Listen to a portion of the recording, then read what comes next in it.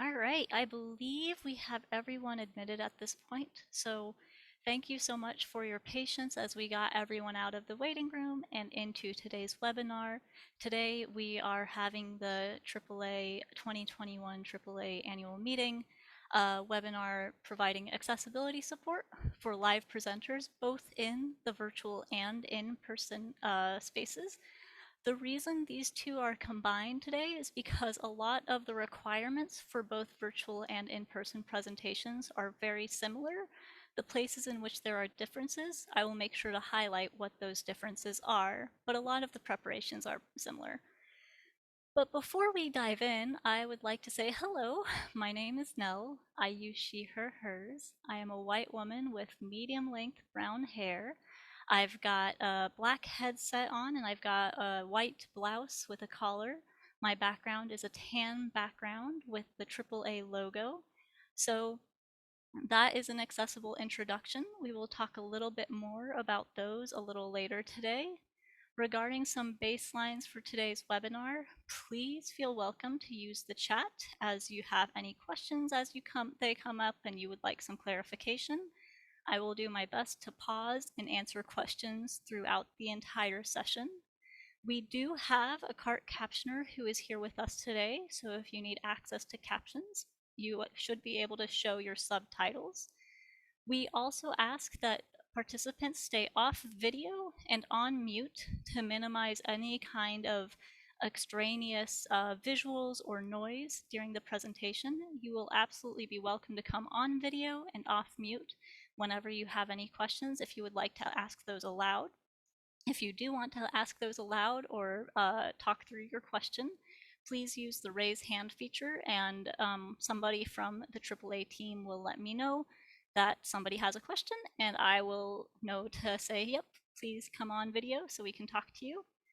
Today, I want to say a quick thank you to the AAA team behind the scenes who is helping us out with managing the tech side of today, Scott Hall and Palmyra Jackson and Gabby Dunkley. So that is all in regards for today's session. And I'll go ahead and dive into the materials that we are going to review regarding the accessibility requirements and standards for the 2021 AAA annual meeting. As we have on our screen, the first place you can go to ask any questions and answer any questions you have about anything related to the annual meeting is this annual meeting homepage at annualmeeting.americananthro.org. So most of our resources, whenever we're talking about them, they will direct you to this homepage. Some of the resources might take you to the American Anthro homepage instead, and that's because those resources are evergreen and apply to multiple situations outside of the meeting. But the resources we are really talking about the meeting and the expectations you're wondering about are on this page. So on this homepage, if you want to know exactly what is available to you in regards to accessibility, we have this really robust accessibility section available to you. And so if you click on accessibility, it takes you to a landing page. It outlines a number of the resources available. It also gives you a way to connect with me, the Accessibility and Meetings Manager, so that I can answer your questions or talk through any of your concerns. You can also find my number here on which you can call or text it. So then the next page that I think is going to be really important for you all to keep in mind is the Access Directory. So at the bottom of the entire list of accessibility pages is this Access Directory, which I'm going to click now. And it will take you to the Accessibility Guidelines, Tools, and Tips page. And this page essentially outlines all of the resources that we are providing to you as presenters from AAA. And it's a great way for you to say, I have a question, I want to know which page to go to this page and figure out what resource to use. We recognize that this accessibility section has a huge number of resources available, and the reason for that is because accessibility is multi-layered, and we are trying our best to provide various layers and also provide various amounts of information. Some of the information is more point by point, some of it is more overview, some of it is really detailed information to help you walk through each of the steps. So that's the reason for these pages. And so on this page, there are about, let's see, 12 questions that you can find answers to, and it will take you to more extensive pages to answer your questions. So for example, if you want to know what accessible features your presentation requires, then you start out with this collective access as a presenter page. Once you complete looking over that page, you might have questions about how you need to prepare for your in-person presentation or your virtual presentation, and we have links to both the in-person and the virtual presentation accessibility guidelines pages. For anyone who is preparing an in-person poster, you might be interested in looking at the poster preparation and accessibility guidelines page. If you want to know what AAA, what we are doing, and what you can be doing to make a space more accessible, then we have an outline of accessible practices at the annual meeting page, and this looks at both the in-person and the virtual components. If you're also wanting a quick breakdown of some of the guidelines, especially of these in-person and virtual presentation guidelines, then we have a highlights page too, to really help you narrow in on kind of the overarching things you need to do without all of the nitty-gritty. And then this next section of pages goes back to the website, the AAA main website that I was mentioning, because these are evergreen pages with resources that you are welcome to go to as many times, as frequently as you need for this meeting and moving forward. And these are our image descriptions guidelines pages to help you with visual descriptions, similarly to what I provided at the beginning of today's session. Information about creating accessible PowerPoints, information about creating accessible Word documents, information about creating accessible PDFs. So these 4 pages are really helpful overall pages. And importantly, I would like to emphasize that if you don't have access to Adobe Acrobat Pro for some of the accessible PDF tips, check out if your institution might have access to it. If your institution's unable to support you, please contact me. I am more than happy to help you with that. And the last 2 pages on this page are information about hosting accessible virtual meetings. So this might be really important to you if you are a section leader, for example, and you're wanting to really do the best you can for your for your virtual meetings related to section business meetings. And the final page is if you have accommodations yourself, please check out our accommodations protocol page so that you can provide us information so that we can best meet your access needs and fulfill your accommodation requests. So the reason I've outlined this entire page and gone through it is kind of to show an example of reading through what might be available on a page and reading aloud content in such a way that is meaningful to the audience members that you would be working with, right? So I provided you access to this by reading it aloud so that anyone who doesn't have visual access has that information. But I also wanted to provide clarity relating to how you can navigate the resources we have so you can answer your questions as you review these resources. So that's the accessibility guidelines, tools, and tips page. But I think what's really the most important place that you should start as a presenter for this year's meeting is the collective access as a presenter page. So I'm going to click on that. And that takes us to this page that really outlines specifically what you need before you go into the speaker portal. The speaker portal, the 2021 AAA annual meeting speaker portal, is how we, the AAA meeting staff, gathers your material so that we can review it to make sure it's accessible. If it's not, we might return that to you and say, can you please adjust this? If it is, then we upload it straight into the virtual platform. And so once it's on the virtual platform, people can access that material and engage with your content and prepare so that they can come to your session and really meaningfully engage with the work, the really important research that you are sharing during the meeting. So as on this page, there's a number of resources available and kind of outlines available.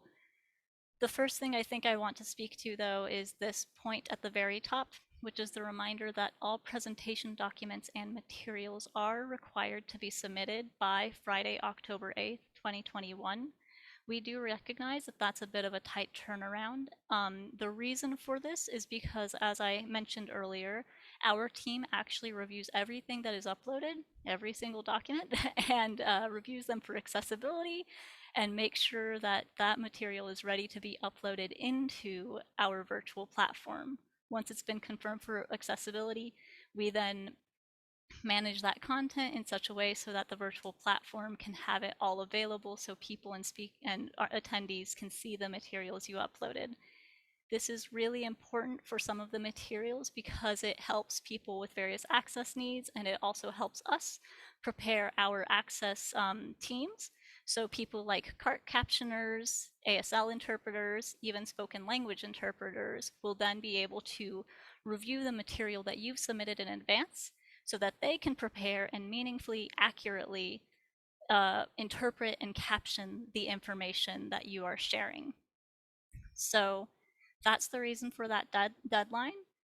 And as we look at this page a little further, if you want to know what you need to prepare for your session, I recommend you first click on this first link called What Do I Need to Prepare for My Session?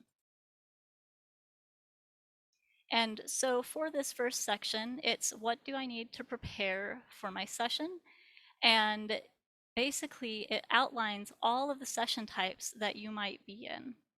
And so if you're in a virtual poster, you would click on that virtual poster.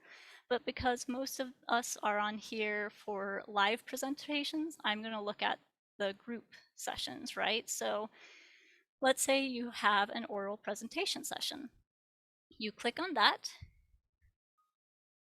and it takes you straight down to this list of what session types are considered live group sessions. It outlines both the types of sessions that are live group sessions, so these are oral presentation sessions, roundtables and town halls, conversations or debates, and interviews, as well as the types of environments that they can be found in.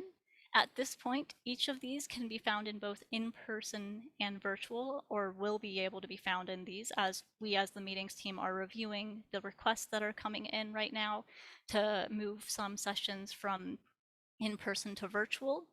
And it also provides session length for each of these. So the session length for all sessions is 105 minutes.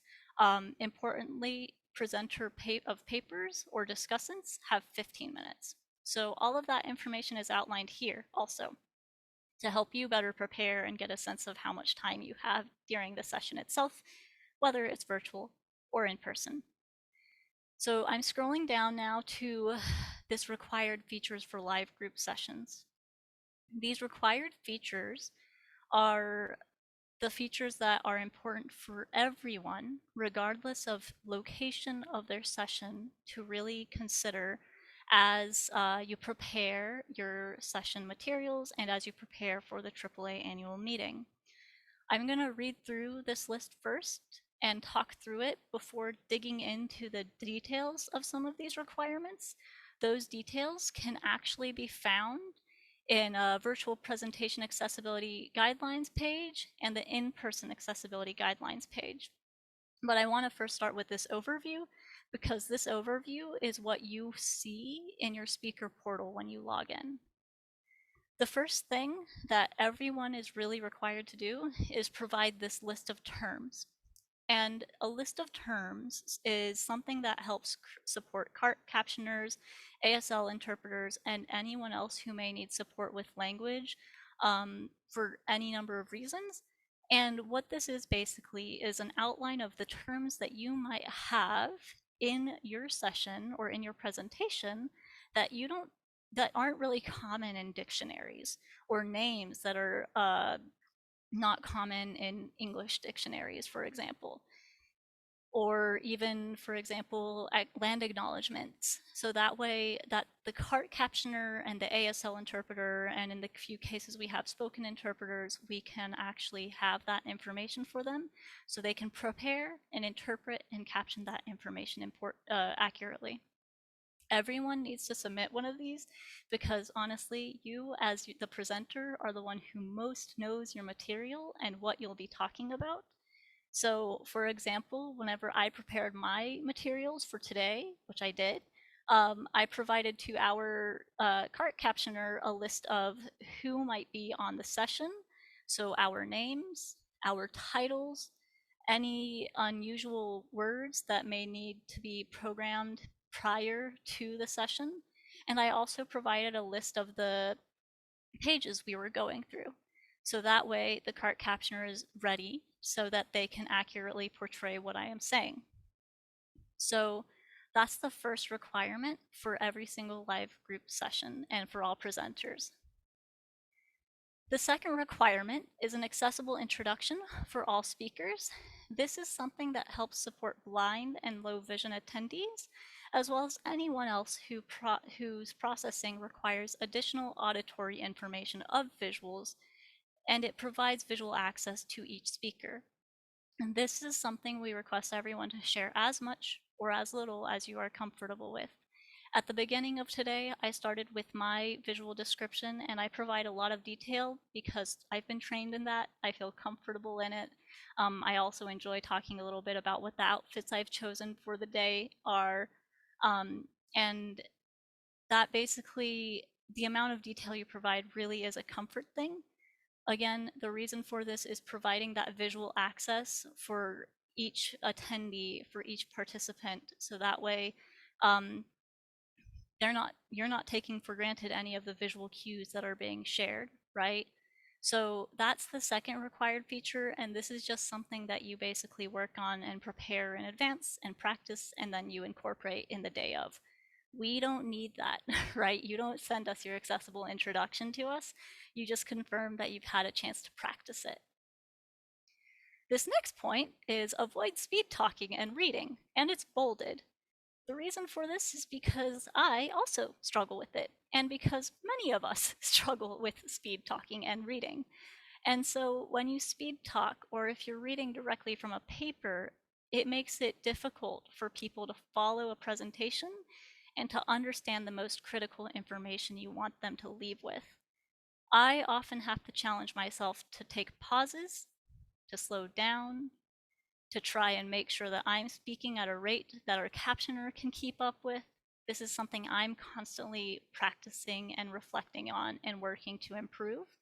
So this is something each of us can work on in regards to live presentations, and it really improves the presentation for everyone involved. It's okay if you don't do it 100% right the first time or even the second time. It takes time and practice, and so this is our way of reminding you gently to try and slow down, take a pause, take a breath, and allow for the cart captioner who might be in your session or the ASL interpreter in your session to be able to follow along, and beyond that, for anyone who's in the session to really be able to engage with what you are sharing. Now, the fourth point is an announcement of each speaker prior to speaking. So this would be such as, "This is Ed," or "Nate speaking." So in this case, if one of my coworkers ended up hopping on to say something, they would say, "Hi, this is Palmyra," and then share their comments.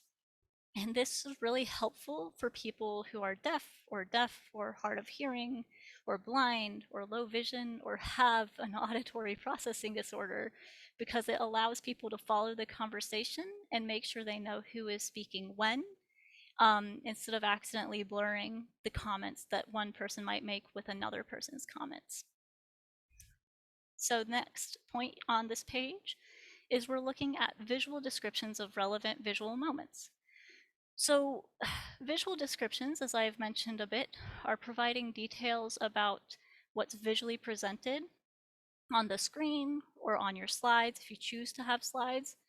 But what are relevant visual moments? These are moments in which the visual during the video changes that are actually relevant to your talk. So for example, your dog walks by in the background. That is not a relevant visual moment. You don't need to pause and say, "My dog walked by in the background," because that's not relevant to your talk. Now, if I were providing a discussion about collecting mugs, then I would show my mug on screen and say that sadly, the mug I am sharing is highlighted by the lights of my screen, so I can't really describe its description. And I would talk a little bit more about the importance of the mug and why I'm presenting the mug and things like that. But that really allows for people to understand why I'm talking about this green mug in my hand, basically. On this page, there's 2 examples from various anthropological fields, also about how you might provide these descriptions and for what context. So this is again to support blind and low vision attendees and anyone else who really benefits from additional auditory information. So I'm going to pause there before I get into the last point on slides to see if there are any questions. As I mentioned at the beginning, questions are more than welcome to be shared in the chat. You're also welcome to raise your hand and pause me along the way, and I will do the best that I can to answer them.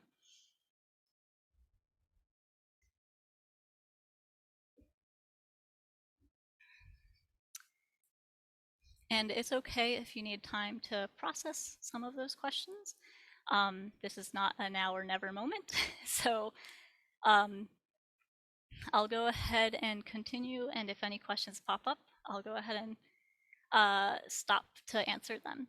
I can show how to get on this page again, and the way to get to this page is if you go to the very top of our annual meeting.americananthro.org website, we'll put that link in the chat, annualmeeting.americananthro.org. And if you hover over the accessibility page links, you will then also be able to go down this entire list. And the page that you need to go to here is Collective Access for Presenters. That will take you to the Collective Access as a Presenter page. You'll scroll down, you'll click on what do I need to prepare for my session, and then you can select what session type you are, and then you'll click on oral presentation session or anything as such. So we do have a few other questions. The list of tasks also had a requirement for an outline. I'm part of a roundtable and will not be working from a prepared talk. How does that work? That is a really good question. So the reason we have provided an option for how people engage with providing their outlines or agendas is because it kind of varies on each group. So for example, if you're part of a round table and you all know that it's something you're working on together, you might want to work together and create one outline and have your organizer or your chair submit that outline, and everybody else is able to opt out of that task. So you are able to opt out of that task. It is actually that outlines and agendas are recommended features for live group sessions. They are incredibly helpful, so if you can provide them, please do. But basically talk with your group to determine what makes the most sense for you all. 1 second, please. It looks like my chat has decided to freeze, which is always a fun thing. Give me 1 second, please.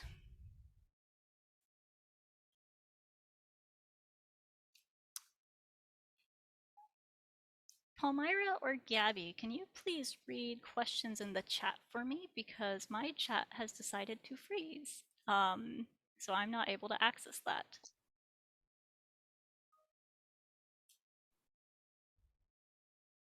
In the meantime, I do see that we have 2 raised hands. So we'll start with Jason. Jason, would you like to come off mute and on video if you wish and ask your question?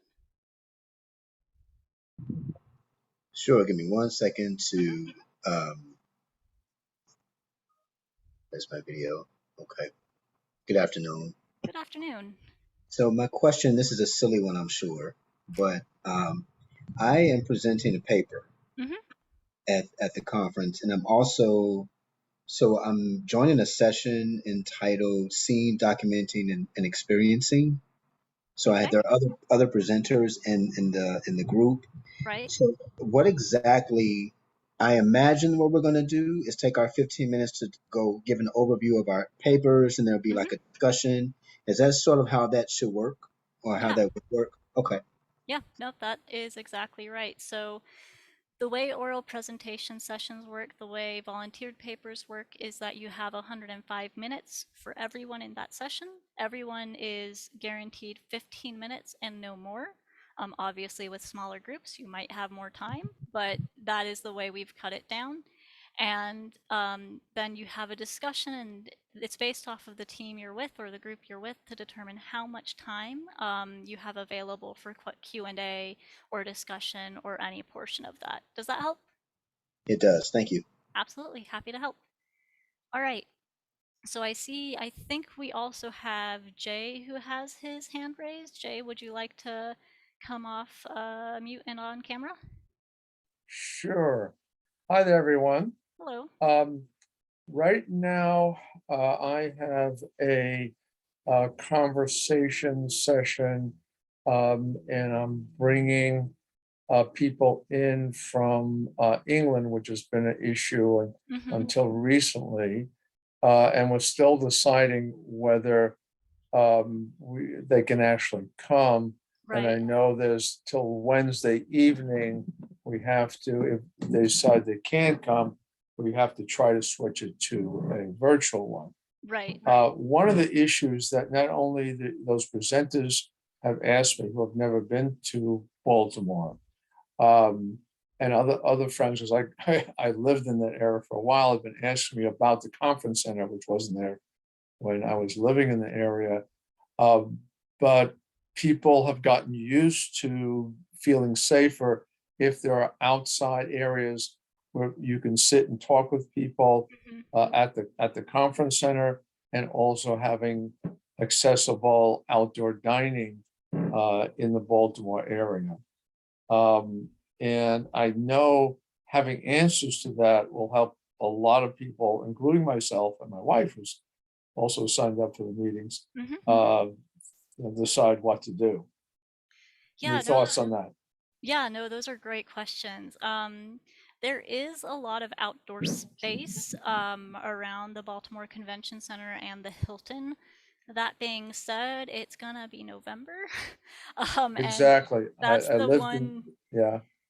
Mhm. that's the one caveat I would have with planning about that, because sometimes, as I'm sure you imagine, it's totally fine and it's not cold at all, and then other times weather is weather and it's not that great. So going outside might not be, I don't think I would say I would count on having the option to go outside, right? Like the other thing is part of us preparing this in such a way that we have a secure space so that everyone who's inside the conference is vaccinated and has masks, is that we're going to be really alert to making sure people who are coming into the conference did pass the attestation and are vaccinated and don't have any symptoms and things like that.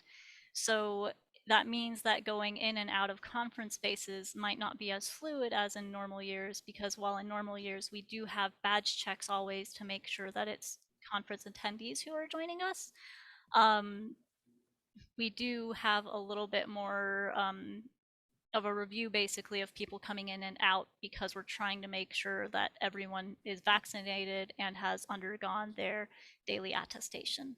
Does that help? Yes, yeah, it might be good if someone who is dealing with the conference can explore the issue of dining also, because a lot of us, including myself, have some planning meetings Mhm. at lunch or breakfast. And I know, having been in other cities, that they have such spaces with heaters in it as well, which Right. would mitigate. So just a suggestion that might be good early on to help people think about attending in person, if you could find out about such spaces close to the meeting. Absolutely. Thank you for sharing that feedback. we'll take that in. We'll share that with our team and see what information we can provide in addition to that, so that people can make the most informed decisions they can before deciding whether they want to go in person or virtual. Okay, thank you. And one other related thing, Mhm. it seems like you're making provision for some people being person to person, and some people being virtual. Mhm. Is that correct in this Yeah. context? So everyone, all presenters at this point should have received an email saying, hey, please let us know if your session is interested in going fully virtual or if it's going to be partially virtual with some people zooming in. Or if you as an individual, if you're an individually volunteered paper, are interested in going virtual or not, because we're using all of that information to help us help you have the most successful event possible, and really make some decisions from that and how we can provide those supports so that everyone is getting the support that they need, um, for whatever context makes the most sense for their group. Does that make sense? Sure, and I think there's another question by Patricia, well, someone else about the So combine the mechanics of combining that. yeah. So I've got the list of questions here, so I can Mhm. keep moving through the Okay, text questions if that's all from your end. Awesome. Thank you so much, Jay. Scott has been wonderful in sending me through another area the questions in the chat, so thank you, Scott. The first question here is that there is a question about how to do combined in-person and virtual presentation. So that's going to be dependent on each group. Basically, what we at AAA are going to be providing is still access to the AV setup, the screen, and you need to bring your own laptop and set up the Zoom if you plan on Skyping or Zooming people into your room on site. The parts of that that become important to keep in mind is that you have one person who is managing that from the laptop and basically fielding questions both from in person and from the Zoom and navigating both of those spaces. If you move fully the virtual, then you will be fully on the virtual platform and embedded in our virtual platform Pathable. If you stay in person with this hybrid approach, then an organizer or a chair will need to be responsible for managing that dual space. The next question is, to whom do we send the list of terms? The list of terms will be uploaded directly to our speaker portal. On the collective access page, I'm going to scroll down. Every single space that provides a reminder of the deadline, this bright colored box includes a link directly to the speaker portal. Your speaker portal key is available to you through an email that you received. If you did not receive that email, please email us at AAA meetings@americananthro.org. Somebody from the AAA team will add that to the chat. But AAA meetings@americananthro.org. We want to get you that access as soon as possible. So we'll be able to provide that to you once you let us know that you need it. So the next question is that presenters must decide whether they are in person or virtual by this coming Wednesday. That is correct. That is the deadline for the other form that I mentioned related to whether or not you will be presenting virtually or in person. The reason for this is we are trying our best to provide the support for everyone in all of these moving contexts and environments. And we really want to make sure that we can do that in a meaningful, supportive way. So we need that data as soon as possible so we can make the adjustments necessary to support everyone's request to the best of our ability. Next question. If I am presenting new research that is not yet published, I would prefer not to upload this material and theory at this time. Do I need to submit my paper to the portal? Thank you. That's a really good question. Thank you for asking it. So the way this works is that that material still needs to be submitted for our CART team and for our ASL team. However, there are ways to upload that material in such a way that you're not basically risking people taking that information from you. We have had people who have suggested and plan on using copyright notices on their drafts. We have people who are uploading PDFs that are pretty secure in that regard and have those copyright notices. You don't have to upload your entire paper. I really want to be clear about that. There is no obligation to upload a paper unless you have it prepared and you want to share it. That paper does make it easier for ASL interpreters and CART captioners to accurately share what you are speaking to, but that is not a requirement. So the best way I would approach that is potentially sharing an outline or agenda, and that way you're just providing some minimal context for that and still your list of terms. Anything that is kind of like a new word or a new concept, you can put a citation there and note that this is a concept being developed by you. So let's see here. I'm going to really quickly scroll through all these questions to make sure I'm not missing any follow-up questions. Can I expand on that question, which was mine? Yes, absolutely. Okay, and I'll take my, thank you. The same goes for the slides that go with the presentation. I'm preparing the paper for a publication. The slides, the images are mine, but I would just prefer not to put the slides up on the portal, but they will be presented during the presentation if that's possible. So those are my key concerns, really. Can I not upload the slides, but still show them during the presentation in person? Right, so that's, thank you for clarifying that. So the reason we are asking for these slides is because there's access needs in which people need to be able to review those slides outside of what's happening right in front of them, right? So that's why we ask for them and why we encourage people to consider things like watermarks and copyright notices and making it clear that this is restricted to AAA 2021 annual meeting attendees and things like that. If you choose not to upload them, we won't prevent you from sharing them, but that is going to be, that's going to make it difficult for anyone who would have engaged with your materials but didn't get access to that in advance to really be able to understand your material for some people. That could also cause ASL interpreters and CART captioners to not be able to as meaningfully accurately present your material. Does that help? Yes, those are my key questions. And then we're supposed to have a code to get into the speakers portal, because I don't know if that was buried in another email. We just don't go in and sign in with our usual membership information. Yes, that's correct. If you did not receive that speaker portal key, like I said, please email us at AAA-meetings@americananthro.org so we can get that to you immediately, because that's the only way you'll be able to get in. Thanks very much. I appreciate it. Absolutely happy to help. All right. I am aware that we have a few other hands raised, but I'm going to try and get through these written questions while being aware that we have about 15 minutes. So let me take a moment to skim through this to see how to address these questions.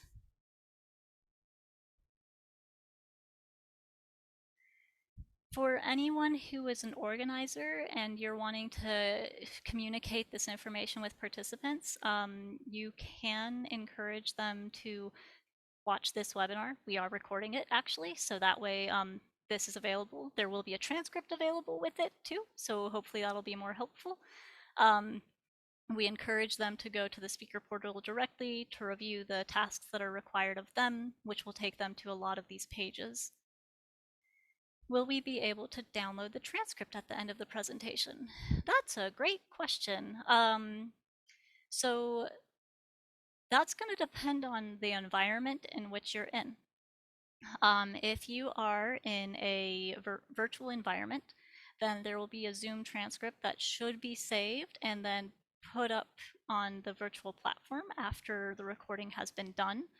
But if you're in an in-person environment, the only way you'll have a transcript is if you're in an in-person cart caption space. This question regarding, do panel organizers need to submit information for everyone on the panel, or does each participant on the panel do this themselves? The tasks are set up in such a way so that each participant does it themselves. If you as a group decide to create a massive slide deck and have just the organizer submit all of it, or an agenda for everyone, then you're welcome to do that, and then everybody else except for the organizer would opt out of that task. And then for how long will the presentations and uploaded PDFs be available online? Will the conference content be taken down at some point? Yes, the conference content will be taken down probably by the end of the summer. The specific deadline, we're still figuring that date out, but it will be taken down. How soon will this recording be available on the website for those who couldn't make it today? 3 business days. So hopefully by Thursday, this recording will be available for everyone to review.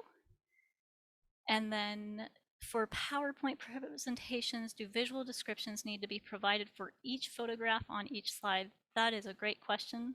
Yes. The reason each photograph needs to have an image description or alt text specifically for the digital access aspect is because that's the only way screen reader users are going to be able to engage with them. So what I think is important to keep in mind with that for the photographs on your slides, you don't need to go into massive detail for each bit if it's not the entire photo that's important, right? So for example, if you're looking at a photo from a visual perspective and you're trying to describe all of the key visual components, then you might go into more detail. But if you choose to go into just showing a photo to highlight a moment, then you'll just describe that there is a baby buffalo standing in a field with its mother's buffalo, basically, right? So that's kind of that distinction versus expanding on that and telling us the entire photo in which there's dozens of other buffaloes and there's a mountain range in the background and all of the additional details. All right. So then only one person in my session is unsure if they will be able to attend in person, but I assume this means I need to move the session to hybrid. Can that person still attend in person if the situation improves by November? So if you believe that any one person in your session might be joining you remotely, please do let us know, because this helps us better plan for how to account for the plans you all have, right? And so just let us know about that, and if that changes by November, they're absolutely welcome to attend. The thing that is important to keep in mind is November 1st is the last day that we can change requests from in-person to virtual. Virtual to in-person is easier because you can basically change to in-person up until you show up on site. You would just need to pay the difference between your virtual fees and then your in-person fees. Whereas with us moving it back to virtual, we have to process that refund, and it does become more complicated from a procedural area. So we do have that deadline of November 1st for switching from in-person to virtual. Okay, so if you are in a session of individually volunteered papers and some presenters opt for in-person while others opt for online, how do you agree on which format to use? Would the session be affected by this difference in preferences? If you're in an individually volunteered paper group, just let us know what you want to do. We are going to be navigating those decisions and figuring out what makes the most sense for each group based off of what individuals are selecting. We recognize that you don't have access to everybody's contact information, so you can't make a collective decision on that front.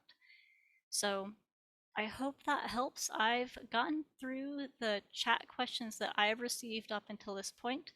I am sorry to say that might mean that might not mean that oh, we do have one more hand. could you go ahead and ask your question if you have your hand raised still? Hello, my name is Ninel. Mhm. I have a question regarding the hybrid format that we're using. Sorry, I'm still a bit confused. Yeah. So I'll be presenting a poster and I've opted in for in-person Okay. session. So if we're presenting our content at the conference, do we still have to provide all of that information online? And Yeah. be available just for interpreters, or will that content be available for all conference attendees? Yeah, no, that's a great question. So if you're presenting a poster in person, you do need to still present that online, because what we are doing by collecting all this information is minimizing the type of work you need to do to create accessible content, because it's going, well, you are creating accessible content, let me clarify. You're creating the accessible content, and then we are streamlining how attendees can access that. So for example, if you have somebody who is blind who wants to view the poster session, they're not going to go into the in-person poster session and read the posters because the posters aren't available in Braille. And we don't expect you to provide posters in Braille. We don't expect anyone to provide posters in Braille. But in lieu of that, they can go online and download the PDF and access that so that they can review the content on your poster. Does that make sense? Yes, it makes complete sense. The only thing, to be completely honest, is because I had opted in for a poster. My understanding was that I would have time until the day of the event to take the poster in, because it's physically I would have to create it. Yeah. So this thing did not account for the time, the deadlines that would be basically the deadlines that we would have to create the online and virtual PDF versions of them. So I think Right. that's just something that I have to figure out. I'm sure other people too, but thank you. Yeah, absolutely. No, we understand that. We're we're trying to balance all of these deadlines to the best of our ability in the very short amount of time we have left up to the conference. So please email me at accessibility@americananthro.org, and we will figure out what to do with that. It's likely going to be a bigger conversation about how to handle the people who have changed from into in-person poster or were invited to a poster, so that way we provide a deadline that meets the other deadlines. Does that make sense? Yes, thank you so much. Absolutely. All right, so now we have a question from Dennis. Dennis, is that you who just hopped on video? Yes, let me Yes. get this going here. So nice for you to, be sharing this with us. A lot of details and so many variations. I'm organizing a virtual roundtable. So right Okay. when we proposed it, it was all virtual. So Right. the people are going to be all around the world talking to us. And so, 5 people, 5 minutes each, and then it's open up for whoever else is on the virtual meeting to then Right. talk. Right. So I got an email from one of our discussants saying, well, if they're going to have some slides, how do we do this? So now that I hear what you're doing, in Zoom, as a master of. Nope, I believe that your video just cut.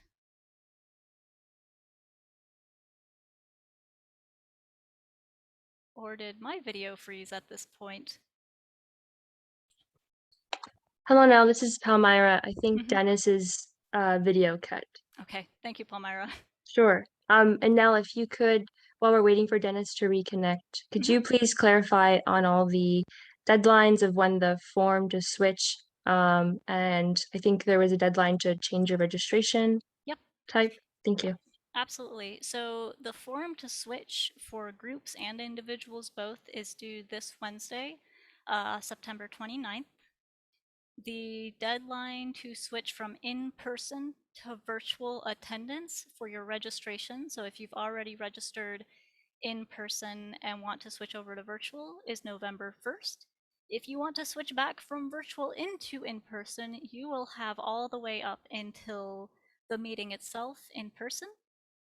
And then that, I believe, should be all of the deadlines except for the October 8th deadline. Seems for like these I was materials. disconnected. Sorry about that. That's okay. Yes. Thank you, Dennis. Please go ahead and finish your question.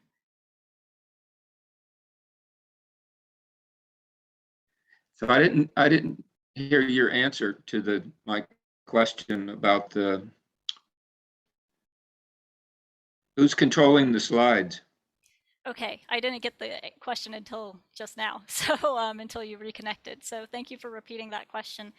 The slides will be controlled by you as presenters. So as I mentioned earlier, if somebody does not submit their slides in advance, that doesn't mean you can't share slides, but it does end up making it more difficult for people to engage with your materials if they needed those access copies in advance to your session, especially if you are receiving support from a CART captioner or an ASL interpreter.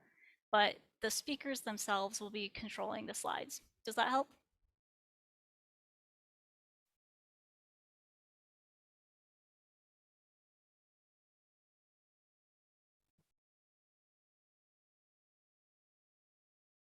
Did my answer go through there? No, this is Scott. I Yes. believe Dennis may have dropped out again. Okay, thank you, Scott. All right, well, we do have 4 more minutes, so I'm going to try and just really briefly wrap up and be respectful of all of our times and just really direct you to some of the resources we do have available. So on this collective access page, this final required piece is slides if you do end up using them. As I've repeated, these are really helpful to have in advance as access copies for a lot of different people with a variety of access needs and to support our access team of CART captioners and ASL interpreters in the case that they do show up. So for your session.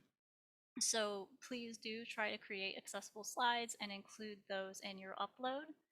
Beyond that, if you're working on a virtual presentation, we encourage you to go to the virtual presentation guidelines page, which if you hover over accessibility and go to the 5th link, that's the virtual presentation guidelines page.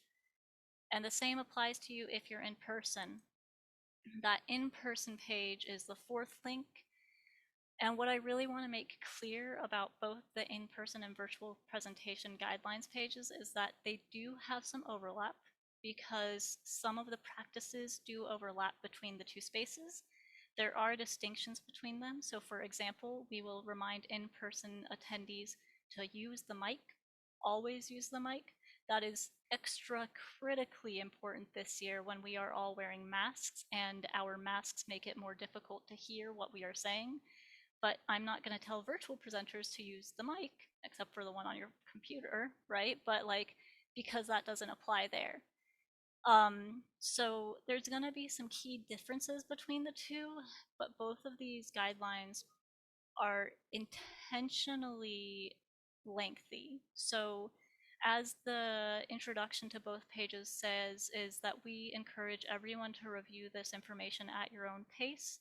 These have detailed step-by-step guides about what to do for each specific thing, which if you click on collective access as a presenter, some of these links will take you directly to those pages. So that way you can have further information about that. So I really want to emphasize that we do not expect you to read these guidelines in one sitting. We don't expect you to memorize them. Consider them more like references, reference pages, encyclopedias, where you can go through and basically take the time to scroll down to the interactive table of contents and read through the questions available under the Creating Accessible Presentations section and click through and figure out what you need to do. For example, if you want to learn how to create a list of terminology, you'll click on that link. It'll take you to that section. So I really want to emphasize these are references more so than things that you need to review in their entirety. the last page that I have open here is actually our speaker portal. So when you log in with your login key, it will take you straight to the speaker portal, which will outline all of your tasks. On my speaker portal, I have 24 assigned tasks because I am in, as an example, in 4 separate session types. And so each of the session types has a specific type of tasks available to them. A lot of them are very similar because the nature of it still gets to the same point, which is you are wanting to provide support for access copies and our access teams in advance. So we do have a few last questions. I will try to answer this last one as quickly as possible. Will AAA provide the Zoom meeting link, and who will be starting the meeting for virtual presentations? All meeting links will be embedded in the for virtual sessions, not for hybrid sessions. For virtual sessions will be embedded directly in the virtual platform, Pathable. We will have additional instructions for that when we get closer to the meeting. And so I was just informed that unfortunately my screen did not shift over to the other pages, which is unfortunate. I apologize for that technical error. I'm not sure why it's not following my screen as it should. So I'm gonna go ahead and close up on that front. Thank you everyone for joining us. I will wrap up with the last few questions, but I did just want to first say thank you. We appreciate your time. We appreciate you joining us in this webinar and taking the time to walk through these steps with us so that you can understand what the expectations of you are and what we can learn to best support you during this constantly changing time as we prepare for the 2021 AAA annual meeting.